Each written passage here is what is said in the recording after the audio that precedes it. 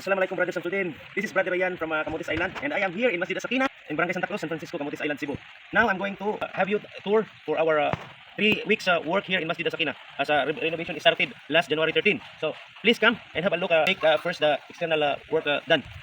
So for the past 3 weeks of renovation work here, Alhamdulillah, we have connected from the local water supplier, and we have made here this 3 faucet for the external wudu before entering the Masjid Sakinah. And also, we have here the external ceiling made by Hardiflex, of course, for the durability and waterproof quality of this Hardiflex. So all this ceiling outside already done in the past 3 weeks. And of course, we have also this downspout, 12 downspout.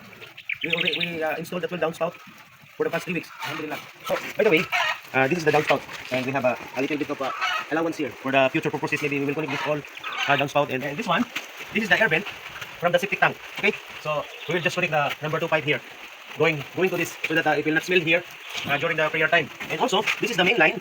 Yesterday we already buried it and connected it there to the septic tank, because we repaired this, because the main line, the old main line, was plugged, and also there's a damage on that particular PVC pipe. We repair also, you know, some floorings have cracks, so we repaired it. Okay, this is the supply water for the classroom CR, and also the caretaker CR have a supply also. We can also connect in the future. We can connect from this pipe for the kitchen, inshallah. Here we repaired the badly cracked flooring. Last 2 weeks ago, we cleaned all the gutters there and all the roofing. We cleaned all the clogging rubbish there from the dirt and the leaves of the trees. Alhamdulillah, it's clean now. For this, of course, because this one is badly damaged, because they before 10 years ago they used salty sand from the sea, so it was damaged. We fixed also this wall. Alhamdulillah, this is what happened. So we will also fix this. I ordered already a structural epoxy for this. We have 3 pillars have cracked like this, and many walls from outside and inside have cracked. So we are under repairing these cracks. So we are here in the main entrance. Power outlet already here installed. Here for the lighting switches and for the ceiling fan switches. Right now we are repairing this. So we remove all the cracks because it's badly damaged. We will occasionally washing this blocks, just like outside we wash for 1 day to remove the salty content of this sand, of these blocks. This rebar, it's totally damaged because of the salty content. All here in the prayer hall, all power outlets has been installed and repaired. Before it was surface mounted from here, so we buried it. All the electrical here was surface mounted, and we all buried it. By the way, this ceiling we already fixed since first week of our renovation work here. So in this area, this is the bedroom 1. So we demolished the L-shaped wall here.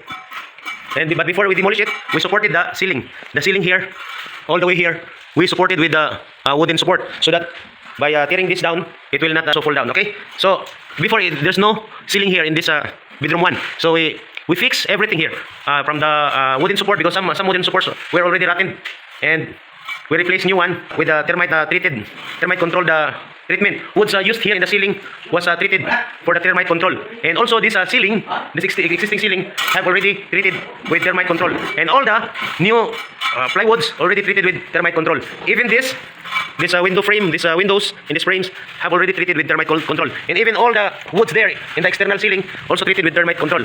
So there's a door here we remove temporarily, and this one for the maintenance. This is the passage for the maintenance. So also here I let it like that because the electrical works are ongoing working. So we move here in the classroom. So you can see here before there's no ceiling here, but right now it's okay with the ceiling, and the switches here already installed, and the power also already installed. We have borehole here for the extra lavatory here. So we will have a lavatory here in the classroom. And this one here, this is the comfort room in the classroom. Okay. So also the electrical, and we have extra power outlet here. So the ceiling here, we installed the Hardiflex also for the ceiling. Before there was no ceiling here, we fixed the support here. So in this comfort room, so we fix everything here from the plumbing system, because it's not good. So we have here, so this is for the lavatory inside, and this is the drainage. We have 2 drainage here, of course, for the shower, and another drainage here near this bowl. Okay, and of course we installed P-trap there so that the bowl's smell will not go out from the floor drains. This one we will replace, of course. This is not fixed. Okay. So I am here in the caretaker. So in the caretaker, we have also here the switches for the lighting and also for the ceiling fan. Okay. So there was no ceiling here. So we fixed everything here and we installed ceiling. Alhamdulillah. So we'll go to the CR. For near the classroom. Until now, we are having an ongoing fixing of the piping here, sanitary pipings, because it's badly damaged, and of course it's lagging. So we clean this. Now it's clean. We have lots of dirt removed from this main line going to outside. And this one, the location also of the lavatory for facial washing or toothbrushing is not in good location. So we divert it in this side near this bowl. Okay, and also this one, this is the old one, the old drainage, which is already clogged. So look at the water; it's not going outside. So we repair also connected from this going here.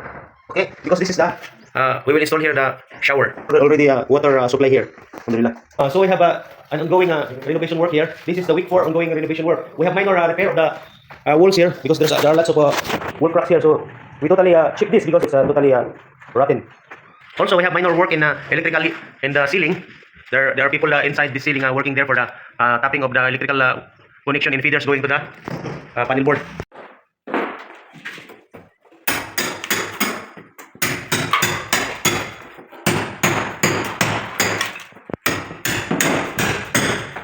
Plumbing works. So this is for the week 4, and we will finish the electrical in plumbing works and also repair of the walls here in this week 4, inshallah. And for the tiling in the comfort rooms after the plumbing works, we will do it this week, inshallah. Maybe next week we will fix the flooring in the prayer hall. So this is for today, bro. For today's tour in this our very own Masjid Sakinah here in Barangay Santa Cruz, Camotes Island, Cebu. Jazakallahu khairan. Assalamualaikum warahmatullahi wabarakatuh.